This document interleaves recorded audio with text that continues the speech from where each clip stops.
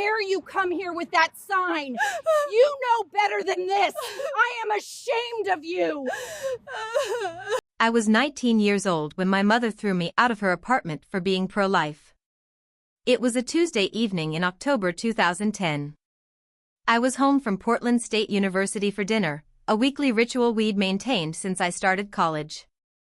My sophomore year was going well, good grades, new friends, finally feeling like I was finding myself. I'd planned to tell my mother something important that night. Something I'd been hiding for over a year.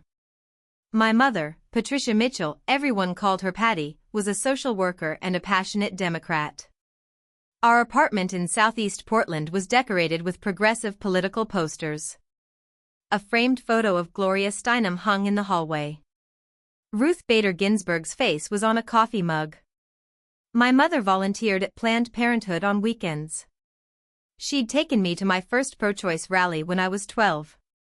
Growing up, I'd assumed I'd follow in her footsteps politically. It was just what we did in our family. We were Democrats. We supported women's rights. We believed in choice. It wasn't even a question. But something changed when I got to college. I took a philosophy course my freshman year, and we discussed the ethics of abortion. Really discussed it, not just from a political perspective, but from a moral and philosophical one. When does life begin? What constitutes personhood? At what point does a fetus deserve protection? I found myself troubled by arguments I'd never seriously considered before. The idea that life might begin at conception. That a heartbeat at 6 weeks meant something. That abortion wasn't just a medical procedure but the ending of a potential human life. I tried to push these thoughts away. Tried to stay aligned with what I'd always believed. But the more I thought about it, the more I couldn't reconcile my growing convictions with my mother's worldview. By my sophomore year, I'd quietly registered as a Republican. Attended a few college Republicans meetings. Started identifying as pro-life. I kept it completely secret from my mother. From everyone in my life, really, except a few friends who shared my views. But living a double life was exhausting. I was tired of hiding who I was becoming. Tired of nodding along when my mother ranted about Republican policies. Tired of pretending. That Tuesday, I decided to tell her the truth. Dinner was spaghetti with marinara sauce, garlic bread, a simple green salad. We sat at the small table in her kitchen, the news playing on the TV in the living room. It was midterm election season, and the coverage was constant. "These Tea Party candidates are insane," my mother said, twirling pasta on her fork. "Did you see that one in Nevada? Wants to ban abortion even in cases of rape and incest. It's barbaric." I pushed food around my plate. "Mom, can we not talk about politics tonight?" "Why not? This stuff matters, Caroline. Women's rights are under attack." "I know. I have something I need to tell you. Something important." She set down her fork, looking concerned. "What is it? Are you okay? Are your grades okay?" "My grades are fine. It's not that. It's just, I've been thinking a lot. About my beliefs. About what I think is right." "Okay," she said slowly.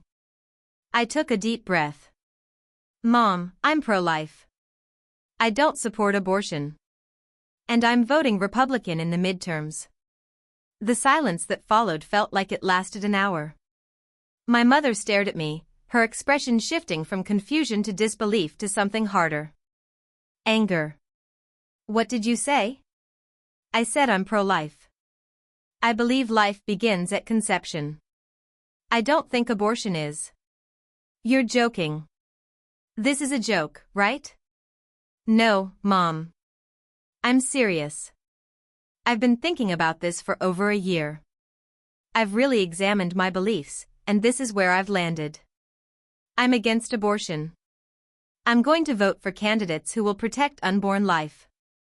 She stood up so abruptly her chair fell backward. "You're betraying every woman in America." Mom, do you understand what you're saying? Do you understand what pro-life means?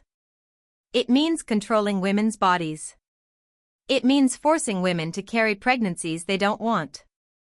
It means taking away our fundamental rights. I just think the fetus has rights too. The fetus? It's not a baby, Caroline. It's a clump of cells.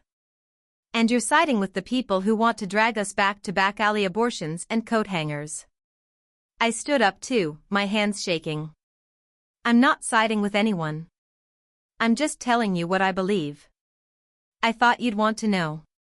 I thought we could talk about it. Talk about it? There's nothing to talk about. You're betraying Ruth Bader Ginsburg. You're betraying Roe versus Wade. You're betraying Gloria Steinem and every woman who fought for our rights. I'm not betraying anyone. I just have a different view on when life begins. My mother moved toward me quickly, and before I could react, she grabbed both my shoulders and shook me. Hard. Her face was inches from mine, red with fury. I didn't raise you to be a traitor to feminism.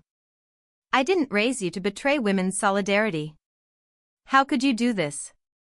How could you throw away everything I taught you? Mom, let go of me. She shook me again, harder. You're choosing the party of oppression. The party that wants to control us. The party that sees women as incubators. I pulled away from her, stumbling backward. I'm choosing what I believe is right. I'm choosing to protect life. You're choosing to control women's bodies. That's what you're choosing. That's not fair. Get out. The words came out as a scream. I froze, stunned. What? Get out of my house. Now. I don't want you here. Mom, you're upset. Let's talk about this tomorrow when. I said get out. She stormed past me into my childhood bedroom. I heard drawers opening, things being thrown around. I followed her, confused and scared. Mom, what are you doing? She was pulling clothes from my dresser, throwing them on the bed. Grabbing things from my closet. She went to the kitchen and came back with black hefty trash bags. Mom, stop. Please, let's just talk. She ignored me, stuffing my clothes into the bags. My textbooks. My laptop.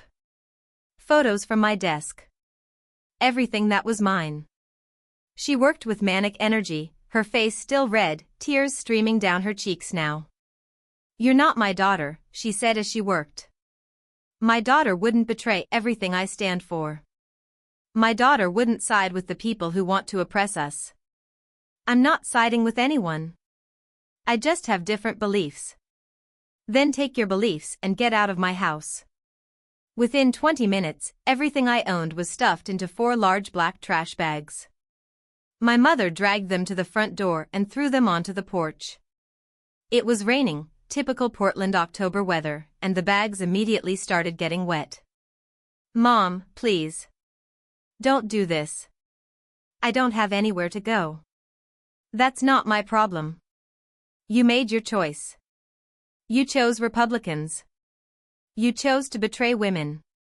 Now deal with the consequences. Where am I supposed to sleep tonight? I don't care.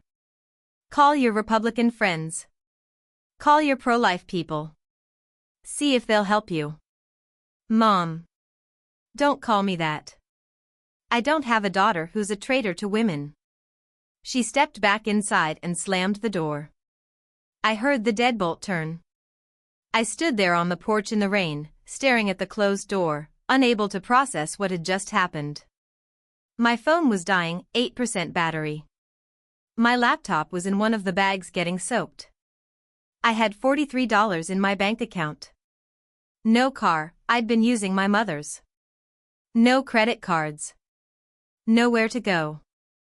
I pulled out my phone with shaking hands and called Ashley, my roommate from the dorms last year. She lived off campus now in a 2-bedroom apartment with another girl. Ashley? It's Caroline. I need help. My mom just kicked me out. What? Tonight? Like right now? She threw all my stuff in trash bags. I'm standing on her porch in the rain. I don't have anywhere to go. Oh my God. Okay. Okay, get an Uber to my place. I'll text you the address. Don't worry about the cost, I'll pay you back. Thank you. Thank you so much. I used the last of my phone battery to order the Uber, then sat on the porch with my wet trash bags, crying in the rain, waiting for the car to arrive. Neighbors walked by, staring. A couple across the street watched from their window. Everyone could see me sitting there with garbage bags full of my life, publicly humiliated. The Uber driver helped me load the bags into his trunk. He didn't ask questions, just drove quietly through the rainy Portland streets to Ashley's apartment in Northwest. Ashley met me at the door, pulled me inside, and hugged me while I sobbed. What happened? Why did she kick you out? I told her I'm pro-life. That I'm voting Republican. Ashley pulled back, looking at me with wide eyes. And she kicked you out? Just like that? She said I'm a traitor to women. That I betrayed everything she taught me. She wouldn't even let me explain. Just threw my stuff out and locked the door. Ashley's roommate, Jess, appeared from her bedroom. She can stay here. On the couch. As long as she needs. I spent that first night on Ashley's IKEA couch, still wearing my damp clothes because everything in the bags was wet. I didn't sleep. Just lay there staring at the ceiling, trying to understand how my life had fallen apart in 2 hours. The next morning, I skipped classes and tried calling my mother. The call went straight to voicemail. I texted her. No response. I tried again at lunch, at dinner. Nothing. Ashley let me use her laptop to check Facebook. My mother had unfriended me. Blocked me, actually. I couldn't see her profile at all. Maybe she just needs time to cool off, Ashley said. She'll come around. But I knew my mother. When she made up her mind about something, she didn't change it. She was principled. Stubborn. And I'd crossed a line she couldn't forgive. My Aunt Deborah, my mother's sister, called 3 days later. Caroline, honey, I heard what happened. Your mother called me. Can you talk to her? Can you tell her I just want to come home and talk? I tried. She's really hurt, Caroline. She feels betrayed. She said you chose the party that wants to oppress women. I didn't choose a party. I chose what I believe. That's not the same thing. I know, sweetie. But your mom sees it differently. She's very passionate about reproductive rights. It's been her whole life's work. She sees your stance as a personal rejection of her. It's not. It's just a different belief. Can't she see that? She can't right now. Maybe with time. But for now, she's adamant. She said you made your choice and you need to live with it. So that's it? She's just done with me? Deborah sighed. I'm sorry, honey. I really am. If you need anything, call me. But I can't force your mother to change her mind. After 2 months on Ashley's couch, I knew I had to find my own place. Jess was getting increasingly annoyed with my presence. I could hear her complaining to Ashley about me taking up the living room, about not having privacy. I searched Craigslist for the cheapest rooms in Portland. Everything was expensive. Studios started at $800 a month, which I couldn't afford on my work-study income of $400 a month. Finally, I found a listing, room for rent, $400 per month, utilities included. The address was in outer southeast Portland, not a great area but not terrible either. I went to see it on a Saturday afternoon. The landlord was an older man named Bob, probably in his 70s, gruff and businesslike. He showed me the room. It was in the basement of his house, accessed through a side door. It's basic, he said. Bed, mini fridge, desk. Bathrooms upstairs, you share with 2 other tenants. The room was depressing. One small window near the ceiling that let in barely any light. The walls were concrete, painted white but stained with water damage. There was visible black mold in the corners and along the ceiling. The whole space smelled like mildew. Is there any ventilation? I asked. Window opens. There's a space heater for winter. $400 a month, first, last, and deposit. $1,200 cash to move in. I didn't have $1,200. I barely had $200. Can I pay the deposit in installments? Cash only. All up front. Take it or leave it. I wanted to leave it. The mold was clearly a health hazard. The room was tiny and dark and smelled terrible. But I was desperate. I couldn't stay on Ashley's couch anymore. And I couldn't afford anything else. I'll take it. But I need a week to get the money together. Bob shrugged. Long as you pay before someone else does. I've got 3 other people interested. I borrowed $600 from Ashley and $600 from a guy in one of my classes who'd mentioned he'd just gotten an inheritance. Promised to pay them both back $50 a month. Signed a handwritten lease with Bob that looked barely legal. I moved into the moldy basement room on a rainy Sunday in December 2010. Set up my single bed, my mini fridge, my laptop on the desk. Tried not to breathe too deeply because the mold smell made me feel sick. This was my life now. 19 years old. A sophomore at Portland State University. Living in a basement with black mold, estranged from my mother, drowning in debt. All because I'd told the truth about my beliefs. The first few months in that basement were the darkest of my life. I developed a persistent cough from the mold. Couldn't afford to see a doctor. My clothes always smelled like mildew no matter how much I washed them. But the worst part wasn't the physical conditions. It was the loneliness. The isolation. The feeling that I'd been erased from my own life. My mother had been my best friend growing up. Just the 2 of us. My father had left when I was 5, and she'd raised me alone. We'd been close. Or so I'd thought. We'd talked every day. Shared everything. Now I had no family. No one to call when something good happened or when I needed advice. No one to spend holidays with. No safety net. I couldn't afford to eat well on work-study wages. Ramen became my staple, 99 cents for a pack at the grocery store. I ate it for breakfast and dinner most days. Sometimes Ashley would sneak me leftover pizza or sandwiches. I lost 15 pounds in 3 months. I needed a real job. Maybe 2 jobs. Something that would actually pay my bills. I applied to every restaurant in Portland. Finally got hired at Applebee's as a bartender for the evening shift. 6 p.m. to 2 a.m., 5 nights a week. $8 an hour plus tips. It wasn't much, but it was better than work-study. A week later, I got a second job at IHOP as a breakfast server.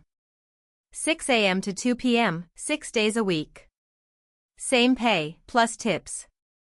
My schedule became brutal. Wake up at 5:30 a.m. Work at IHOP until 2. Go straight to campus for classes from 2:30 to 5:30. Grab dinner, usually ramen or a granola bar. Work at Applebee's from 6 p.m. to 2 a.m. Get home at 2:30.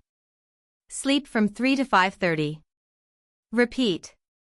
3 hours of sleep a night. 7 days a week. 70 plus hours of work on top of full-time classes. I fell asleep in lectures constantly. My professors noticed. One pulled me aside after class. Caroline, you look exhausted. Is everything okay? I'm fine. Just busy with work. How much are you working? 2 jobs. About 70 hours a week. Her eyes widened. That's not sustainable. You're going to burn out. I don't have a choice. I have bills. Have you talked to financial aid? There might be resources. I've maxed out my federal loans. I'm already drowning in debt. I just need to get through this. She looked at me with such pity that I almost cried. If you need extensions on assignments, come talk to me. I'll work with you. Thank you. But extensions only helped so much. My grades dropped from A's to B's and C's. I was too exhausted to retain information. Too tired to care. My managers at both jobs noticed too. Rita, the manager at Applebee's, pulled me aside during a shift. You're a good worker, Caroline. But you look dead on your feet. When's the last time you had a day off? I don't remember. Take Sunday off. I'm not asking, I'm telling. You need rest. Donna, the IHOP manager, was more maternal. She'd let me eat scraps from the kitchen, leftover pancakes, bacon that customers didn't finish. Turned a blind eye when I'd sneak a meal. I think she knew I wasn't eating well. Honey, you're skin and bones, she said one morning. Are you eating? I eat. Just busy. You eat here, you hear me? On your break. I'll make sure there's food for you. Her kindness made me want to cry. These strangers were showing me more care than my own mother had. The cough from the mold got worse. I was wheezing sometimes, especially at night in that basement. My chest felt tight. I knew I should see a doctor, but I didn't have insurance and couldn't afford an urgent care visit. I tried calling my mother one more time in January, 3 months after she'd kicked me out. The call went straight to voicemail. Mom, it's me. I know you don't want to talk to me. But I just want you to know I'm okay. I'm working. I'm still in school. I miss you. I don't understand why having different political views means you can't be my mother anymore. But if that's your choice, I guess I have to accept it. I love you. She never called back. In March, I was walking to campus and ran into one of my mother's friends, Diane, outside a coffee shop. She saw me and her face went cold. Caroline. Hi, Diane. I saw your mother's Facebook post. About you. I can't believe you'd betray her like that. My stomach dropped. What post? You haven't seen it? She wrote about how she lost her daughter to Republican brainwashing. It was heartbreaking. Everyone's been so supportive of her. I went straight to the library and logged into Facebook from a computer. I was blocked from seeing my mother's profile, but I created a fake account and searched for her. The post was from December, a month after she'd kicked me out. It was long, written like an obituary. I want to share something painful with my friends and family. I no longer have a daughter. The person I raised, the girl I loved more than anything, died when she betrayed everything I taught her. My daughter chose the party of oppression over justice. She chose forced pregnancy over women's autonomy. She chose to align herself with people who want to control our bodies and take away our rights. She is a traitor to women, to feminism, to progress. I mourn the daughter I lost to Republican brainwashing. To those who have reached out with support, thank you. To my daughter, if you're reading this, you made your choice. Live with it. Below the post were 89 likes. 43 comments. All supportive of my mother. All condemning me. You did the right thing, Patty. Blood isn't thicker than values. I'm so sorry you're going through this. Stay strong. She'll regret her choices when she needs reproductive health care. How could she betray you like this? After everything you've done for her? Some people can't be saved from their own ignorance. I read every comment. Every like. Every reaction. My mother had turned my private family conflict into public spectacle. Had painted herself as the victim and me as the villain. Had gotten sympathy and support from everyone we knew. And I couldn't even defend myself because she'd blocked me. I deleted the fake account and sat in the library crying until a librarian asked if I was okay. That post changed something in me. Made me realize that my mother wasn't going to come around. Wasn't going to apologize. She'd chosen her narrative, and in that narrative, I was the bad guy. The traitor. The one who deserved to be disowned. I stopped hoping for reconciliation. Stopped checking to see if she'd called. Stopped mourning the relationship we'd had. I had to focus on surviving. On getting through each day. On making it to graduation somehow. The next 4 years blurred together. Work, school, sleep. Repeat. I barely had time to think, which was probably good. Thinking meant feeling, and feeling meant pain. I took out more student loans to cover tuition. Federal loans, private loans, whatever I could get. By the time I graduated in 2014, I had $63,000 in debt at 6.8% interest.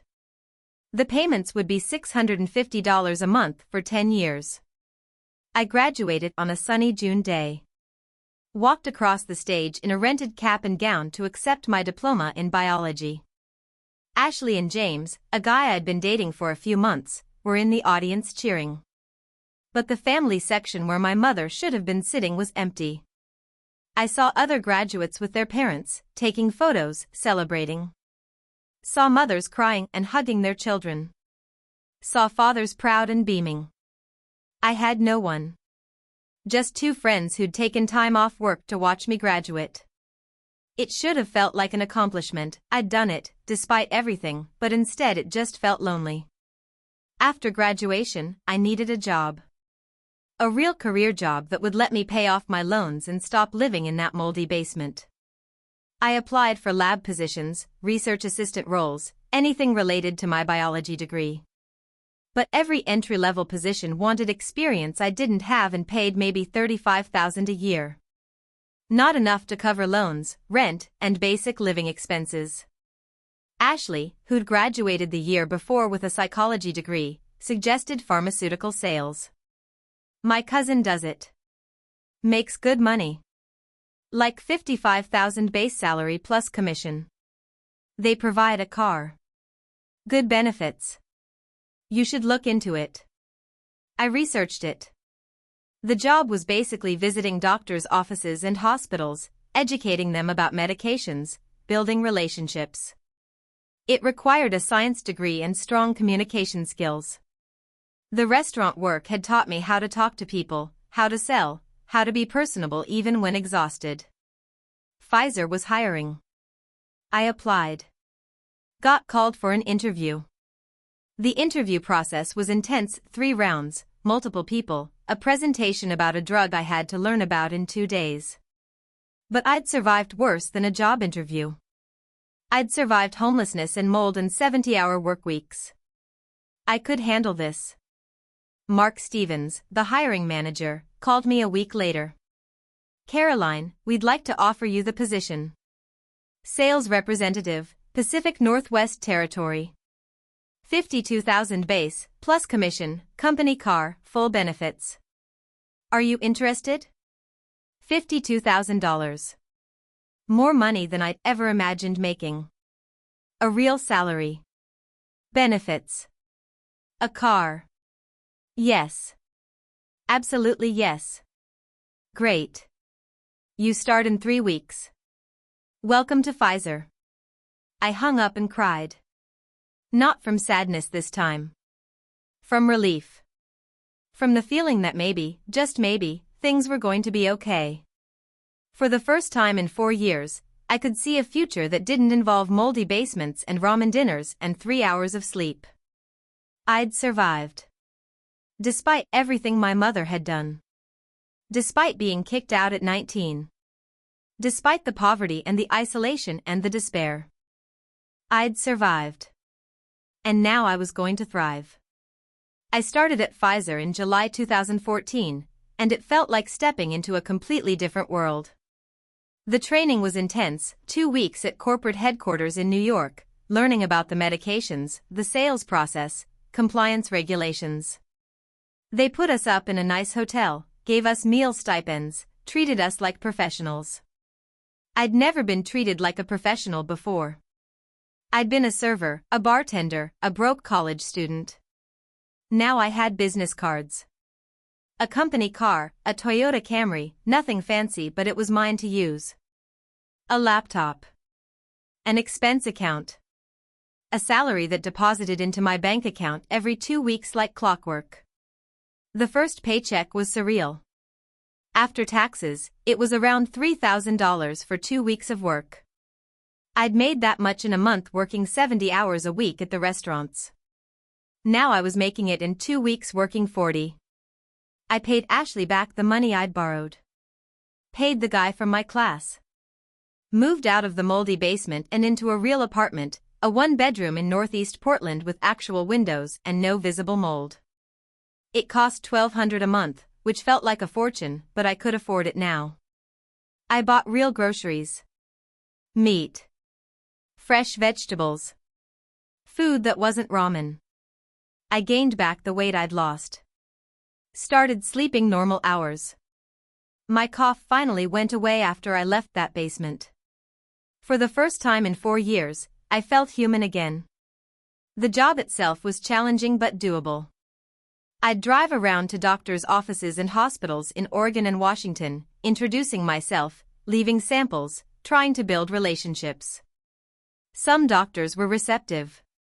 Others dismissed me immediately. They hated pharmaceutical reps, thought we were just pill pushers. But I was good at it. The years of customer service had taught me how to read people, how to adjust my approach, how to be persistent without being annoying. My numbers were strong. I hit my sales targets consistently. Mark, my manager, noticed. "You're doing great work, Caroline. Keep this up and you'll be promoted within 2 years." I threw myself into the job completely.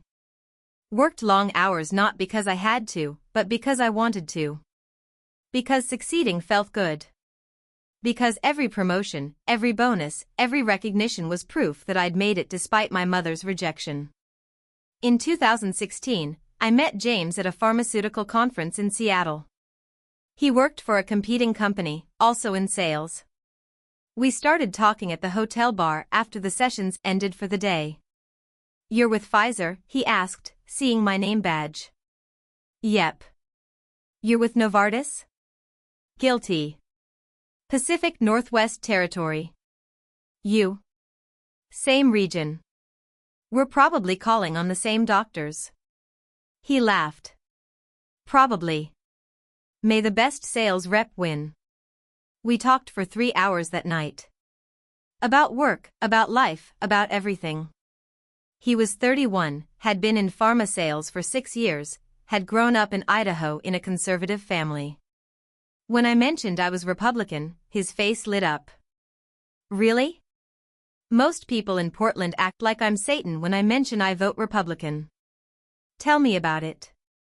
"I got kicked out by my mother for being pro-life." His smile faded. "Wait, what?" I told him the story. The whole thing. The fight, the trash bags in the rain, the 4 years of struggling. He listened with increasing horror. "Your mother kicked you out at 19? For your political beliefs?" "Yep. Haven't spoken to her since."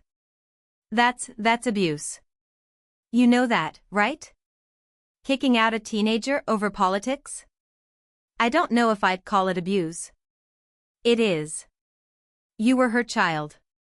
Her responsibility. And she threw you out because you disagreed with her. That's not normal.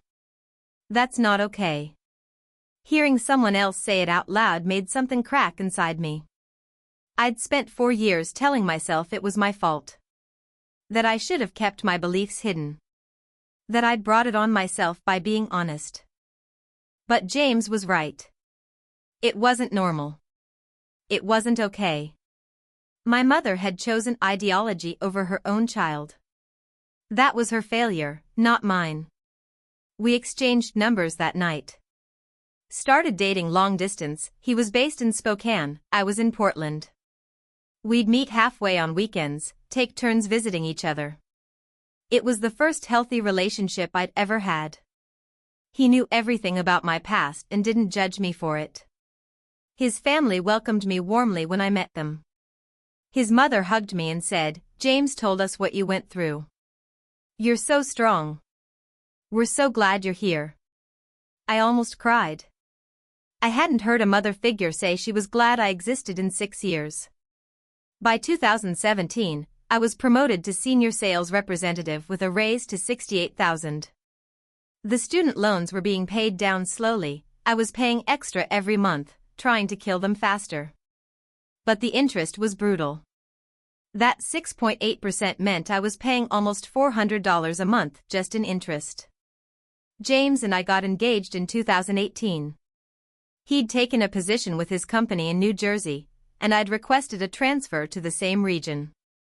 Pfizer approved it with another promotion, district manager, $95,000 a year.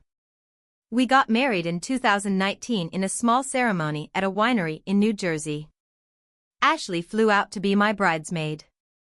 James's family was there for parents, siblings, cousins, a warm and loving crowd. My side was noticeably empty. No mother. No family beyond Ashley.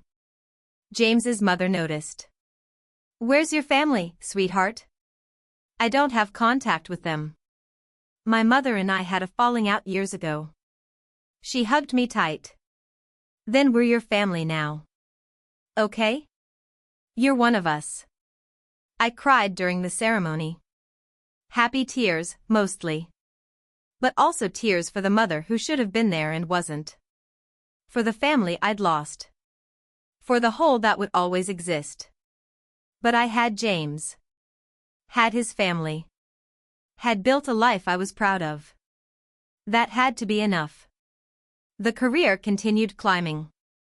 In 2020, I was promoted again, regional manager, overseeing a team of 15 sales reps across New Jersey and Pennsylvania.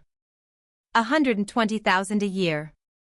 Then in 2022, another promotion. Senior regional manager. $180,000 plus bonuses. Company car upgraded to an Audi. Office on the 14th floor. I'd made it. From a moldy basement and ramen dinners to a 6-figure salary and a corner office. Without my mother's help. Without anyone's help, really, except my own determination and the kindness of a few friends. In 2023, I made the final payment on my student loans. $63,000 in principal. Another $26,000 in interest paid over 12 years. $89,000 total to pay for a degree I'd earned while homeless and working 2 jobs. James and I went out to celebrate that night. Expensive dinner, champagne, the works. "I'm so proud of you," he said, raising his glass. "You did it. All of it. Despite everything." "I did, didn't I? Your mother would be proud too. If she had any sense." "I doubt it. She'd probably say I'm making money exploiting people's health or something." "Her loss. She missed watching you become this incredible person. That's her tragedy, not yours." I wanted to believe that. Most days, I did. But there was still a small part of me that wondered what it would have been like to have a mother who supported me. Who celebrated my achievements. Who was there for milestones. We bought a condo in 2020, $340,000 in a nice area of New Jersey. 2 bedrooms, 2 bathrooms, updated kitchen, balcony overlooking a park. It was ours. No landlords, no mold, no smell. Just home. Life was good. Better than good. I had a career I was proud of, a husband I loved, financial stability, friends. Everything I'd built myself. I thought about my mother sometimes. Wondered if she ever regretted what she'd done. If she thought about me. If she knew I'd succeeded despite her rejection. But I never reached out. Never tried to contact her. That door was closed. She'd slammed it shut 14 years ago, and I'd built my life without her. Until October 2024, when my phone rang with an Oregon area code I didn't recognize. I almost didn't answer. Spam calls from Oregon were common. But something made me pick up. Hello? Caroline? It's Aunt Deborah. I hadn't heard from my aunt in over a decade. We'd spoken briefly a few times right after my mother kicked me out, but then we'd lost touch. She'd sided with my mother, ultimately. Family loyalty. Aunt Deborah. Hi. This is unexpected. I know. I'm sorry to call out of the blue. But it's important. It's about your mother. My stomach tightened. What about her? She's sick, Caroline. Really sick. She needs heart surgery. Mitral valve replacement. Open heart surgery. It's serious. I sat down on my office couch, looking out at the Manhattan skyline through my 14th floor window. I'm sorry to hear that. It's expensive. Really expensive. The surgery costs $180,000 total. Her insurance, she's on Medicaid because social work doesn't pay much, it only covers $60,000. That leaves $120,000 she has to pay out of pocket. We don't have that kind of money. The family doesn't have it. And she needs help. I knew where this was going. Felt it coming like a train. And you're calling me because? Because you're her daughter. Because you work for Pfizer, you make good money. Because she'll die without this surgery. I know you two haven't spoken in years. I know there's bad blood. But this is life or death, Caroline. She needs you. I was quiet for a long moment. 14 years. 14 years since my mother had thrown me out into the rain with trash bags full of my belongings. 14 years since she'd called me a traitor. 14 years since she'd told Facebook I was dead to her. Does she know you're calling me? She's too proud to ask herself. But yes, she knows. She's desperate, Caroline. We all are. Did she help me when I was desperate? When I was 19 and homeless? When I was living in a basement with black mold? When I was working 70 hours a week just to eat? Deborah sighed. She was hurt.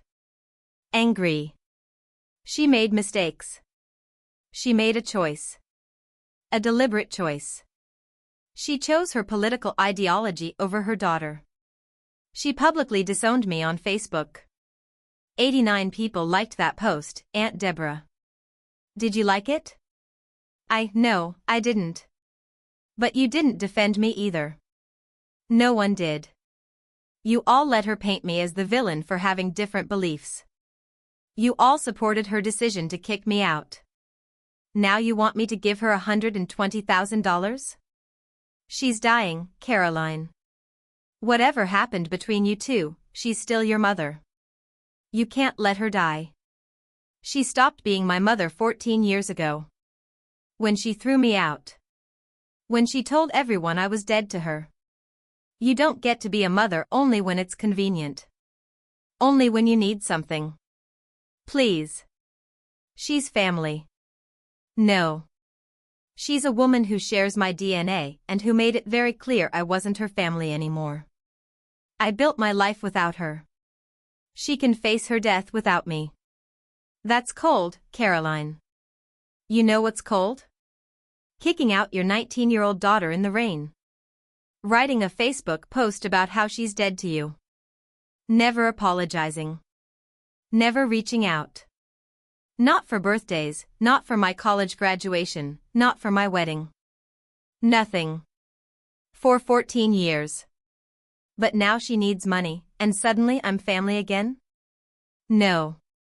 I'm done. She regrets what she did. She's just too proud to say it.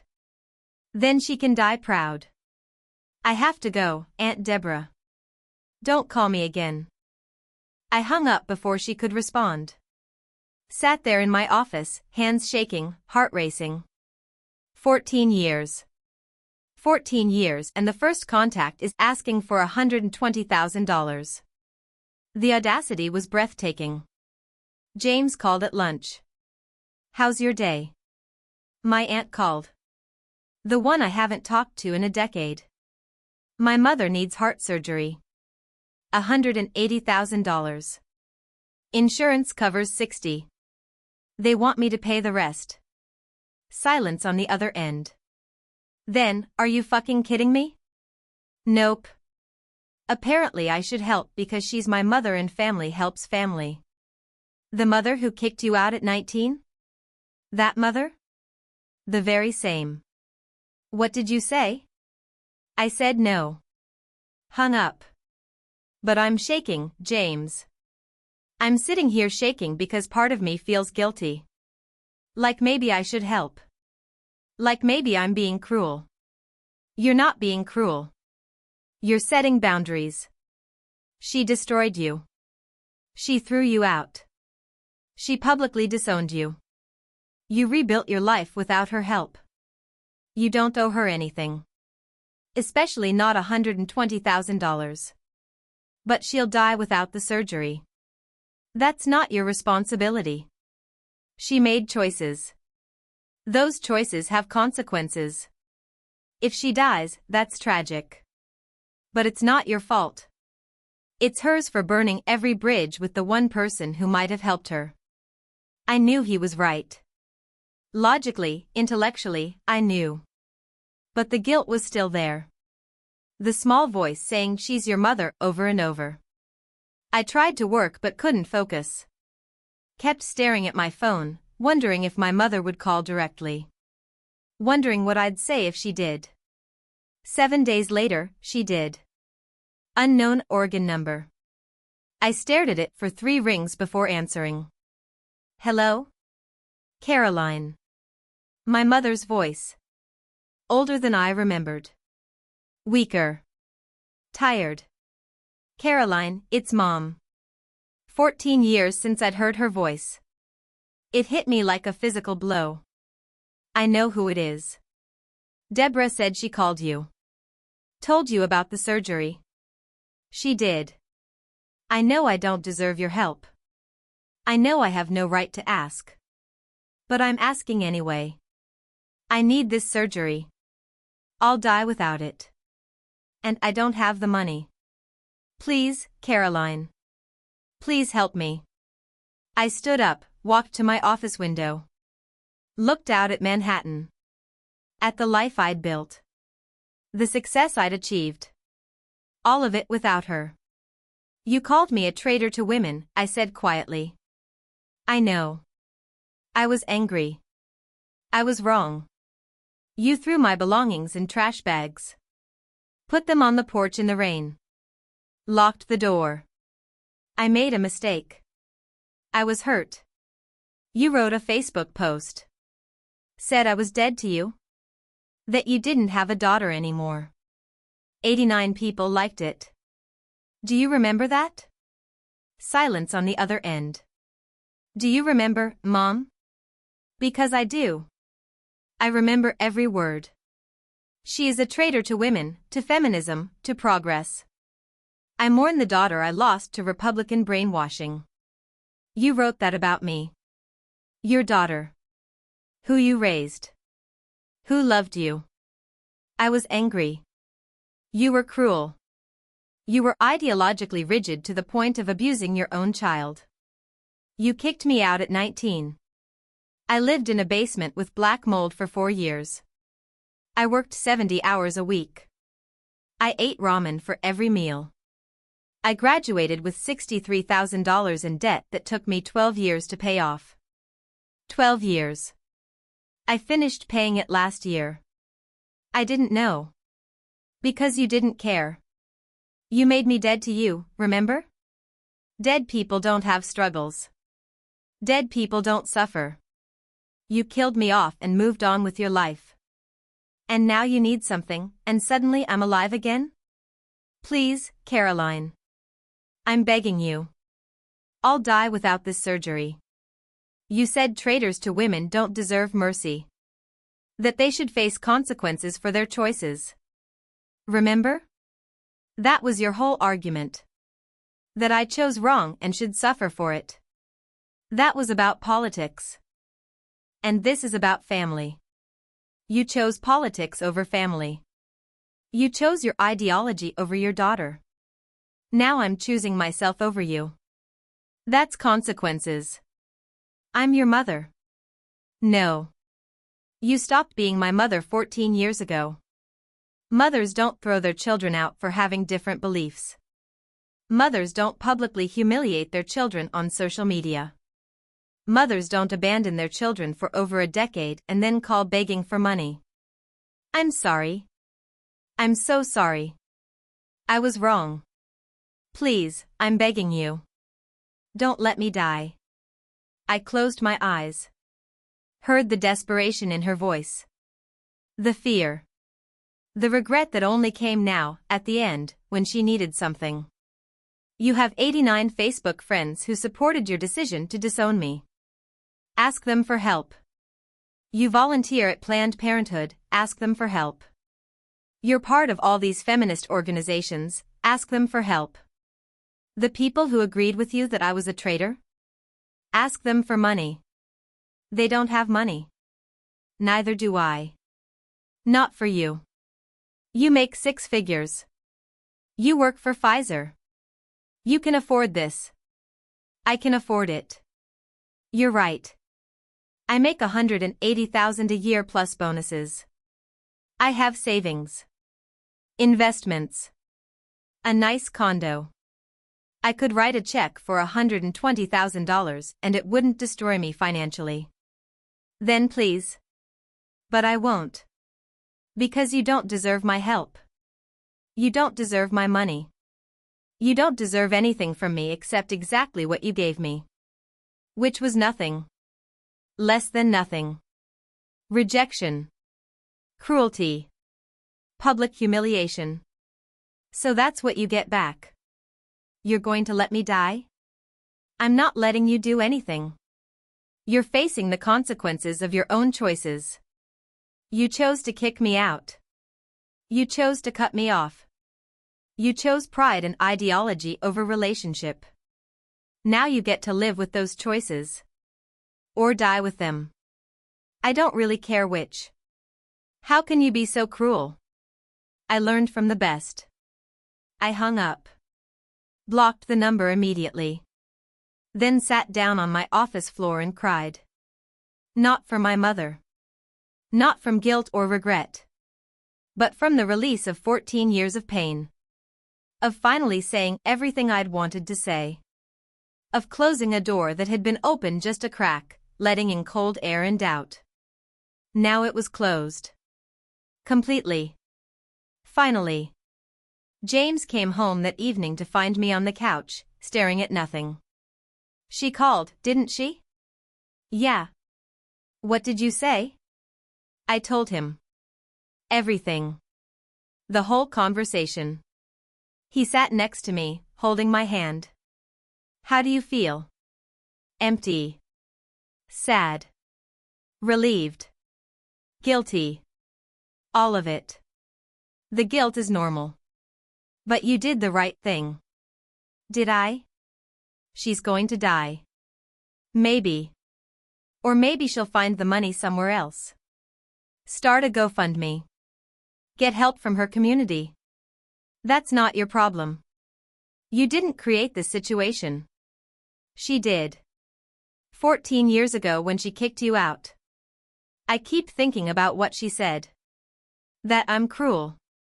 You're not cruel.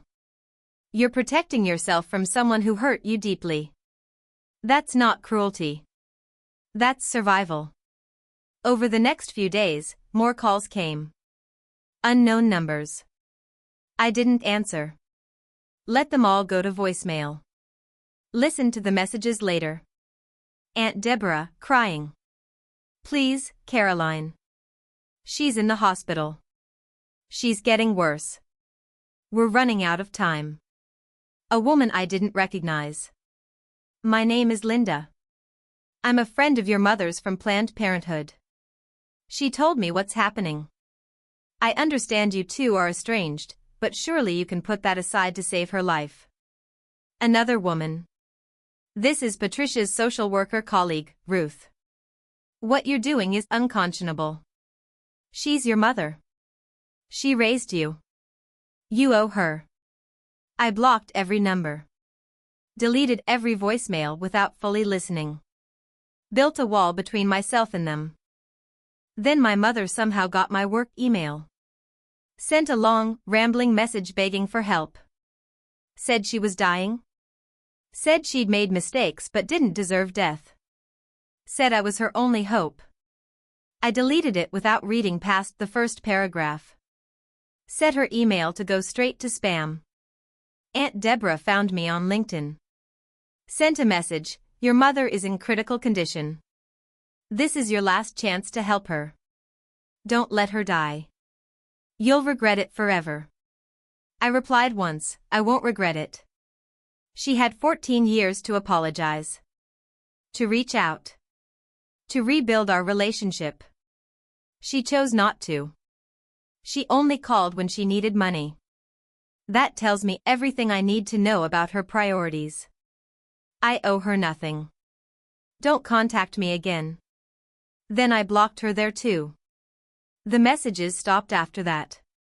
Either they'd given up or they'd run out of ways to reach me. I didn't care which. I went back to my life. Work, home, James, normal routine. Tried not to think about my mother in a hospital bed, facing surgery she couldn't afford. Tried not to imagine her scared and alone. Some days I succeeded. Other days the guilt crept in. The small voice asking what if? What if she dies? What if I could have saved her? What if I'm wrong? But then I'd remember. The trash bags in the rain. The Facebook post. The 14 years of silence. The public humiliation. The struggle and pain and poverty I'd endured alone. And the guilt would fade, replaced by cold certainty. I'd made the right choice. 3 months later, in January 2025, I was at work when Ashley called. We still kept in touch, still talked regularly even though she lived in Portland and I was in New Jersey. "Hey, I need to tell you something. I don't know if you want to know, but I think you should." "What is it?" "I saw a GoFundMe. For your mother. For the surgery." My stomach dropped. "And?"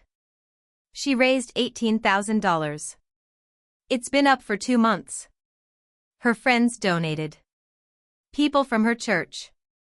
Her Planned Parenthood colleagues. But it's not nearly enough. She needs way more." "Is she okay?" "According to the GoFundMe, she's in and out of the hospital. Her condition is critical. She might not make it without the surgery. But she can't get the surgery without the money." I was quiet for a long moment. "Did she mention me in the GoFundMe?" "Yeah. She said her daughter won't help her. That you have the money but refuse to give it." The comments are pretty brutal. People calling you heartless. Saying you're a terrible daughter. Of course they are. I'm sorry. I debated telling you. But I thought you should know. Thanks for telling me. I'm okay. But I wasn't okay. I pulled up the GoFundMe on my work computer. Read my mother's plea. "I need life-saving heart surgery. I've worked in social services my whole life, helping others, making very little money. Now I need help and I have nowhere to turn. My insurance covers some but not all of the cost. I need to raise $120,000 to survive. My only child refuses to help me despite making a 6-figure salary. We've been estranged for years over political differences. I made mistakes as a parent, but I don't deserve to die. Please, if you can help at all, I'm begging you." The comments were vicious toward me. What kind of daughter lets her mother die? 6 figures and won't help her own mother? Disgusting. This is what's wrong with America. No family values. I don't know the whole story but this seems really cruel. A few people had donated. $5 here, 20 there. Her friends gave more, 50, 100. But it was drops in a bucket. She'd never raise enough. I closed the browser. Didn't donate. Didn't share it. Didn't acknowledge it existed. That night, I told James. Does it change anything? He asked. No. Should it? Only if you want it to. I don't. She's still the person who kicked me out. Still the person who called me a traitor. The GoFundMe doesn't change that. It just shows that her friends can't help her either. Do you think she'll die? I don't know. Maybe. Probably. Without the surgery, yeah. And you're okay with that? I thought about it. Really thought about it. I'm okay with the consequences of her choices. If she dies, it's because she spent 14 years valuing her pride and ideology more than her relationship with her daughter. That's on her. Not me. No regrets? None. And I meant it. I'd made peace with my decision. She'd had countless opportunities to reach out over the years. To apologize. To try to rebuild what she'd destroyed. She'd chosen not to. Had chosen to maintain her position, her righteousness, her narrative where I was the villain. Now she was reaping what she'd sown. I never found out if my mother got the surgery. Never looked up the GoFundMe again. Never asked Aunt Deborah or Ashley for updates. I truly didn't want to know. If she lived without me. If she died without me. Either way, I'd closed that chapter of my life permanently. Some people would say I was heartless. That family is family. That I should have helped regardless of our history. But those people didn't live through what I lived through. Didn't spend 4 years homeless and struggling because their mother chose politics over them. Didn't work 70 hours a week just to survive. Didn't graduate with crushing debt and no family support. Those people didn't know what it was like to be publicly disowned for having different beliefs. I'd built my entire life from nothing. Survived and thrived despite, not because of, my mother. I'd become successful, stable, happy. And I'd done it all myself. She'd made it clear 14 years ago that I was dead to her. That traitors to women didn't deserve mercy or support. Well, traitors to daughters didn't deserve help either. And I slept just fine at night.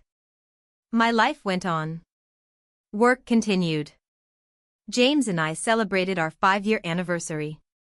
I got another promotion at Pfizer, Director of Regional Operations, $200,000 a year. We talked about maybe buying a house, starting a family. The past stayed in the past where it belonged. My mother became a closed chapter. A footnote in my history. Not someone who occupied my thoughts or affected my decisions. I'd survived her rejection. Built something better than what she'd offered. Found family and friends and in James's parents and in the life I'd created. That was enough. That was everything. And if she'd died alone, needing help from the daughter she'd discarded? That was her tragedy. Not mine. She'd taught me that some bridges, once burned, can't be rebuilt. That some relationships, once destroyed, stay destroyed. I'd learned the lesson well. And I'd never looked back.